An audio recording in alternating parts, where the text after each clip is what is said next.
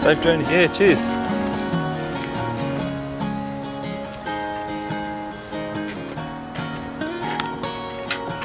All set to go then? Hey, Mr. Harley, where'd you come from? Call me Jim. All the drivers do. Seeing as it's your first time out with us, I thought I'd just make sure you've measured your load to ensure it's not over height. And double check everything's been properly restrained. You saying I don't know my rig, Jim? Hey, I'm sure you know what you're doing. But every new load means a new height and new risks. Every run we do, I've seen too many overheight trucks crash into the underside of bridges and tunnels, causing all sorts of damage. If that happens to you, mate, you'll be looking at thousands of dollars in fines and losing demerit points or your interstate privileges. You could even lose your heavy vehicle licence. Not to mention you could injure yourself or some other poor bugger on the road.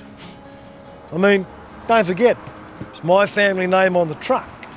The bills for any damages, repairs, emergency response, any necessary investigations all get sent back to me. It'll likely cost you your job. An overheight crash affects everyone, all up and down the chain of responsibility, from consigners to dispatchers, even blokes like young Barry back there. Is that Miss Harley? Me, Jim. So a truck with a maximum height of 4.3 metres has access to all of New South Wales road networks. Mine's 4.3. Yeah, but like I said, with this load plus your truck, it's always best to double check. Interstate drivers may not realise, but New South Wales has more bridges and tunnels with low clearance heights than any other state in Australia.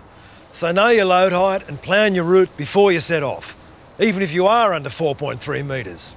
You know, lots of drivers assume that bridges and tunnels have a bit more of a height allowance than the 4.3 metres you see on the sign, but never assume.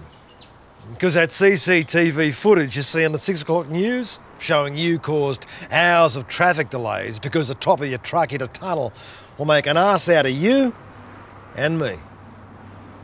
Speaking of which, how's it going there, Barry? Oh, 4.5 metres, Jim. 4.5. So that means you'll have to take a network of roads approved for trucks higher than 4.3 metres and up to 4.6 metres. Yeah, sorry, Jim. I could have sworn I was under 4.3 metres. When you assume, you make an arse out of you and me. Hey, that's my line. He's right, though.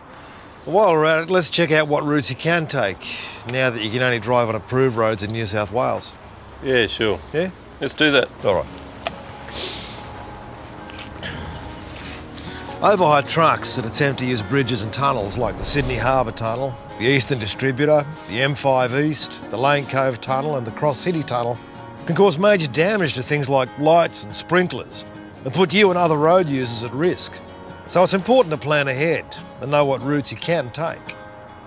When choosing your route, don't just rely on your GPS. Plan your trip using the restricted access vehicle maps available on the New South Wales Roads and Maritime website. Once you're on the road, take notice of any warning signs by the side of the road before entering bridges and tunnels, so you know what the height restrictions are. But the warning signs are a last resort. If you plan ahead, you shouldn't have those kind of problems. Yeah, okay? got it. Yeah. And you took your measurements from the highest point of the truck?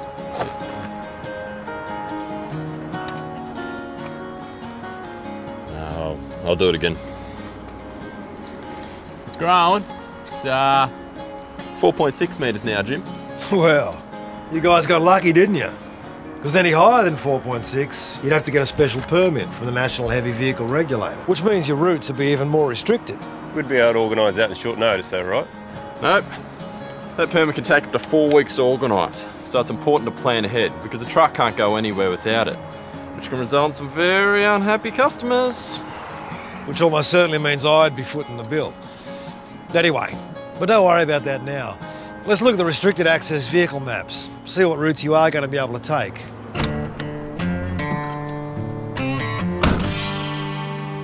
Okay, that all seems to be in pretty good order.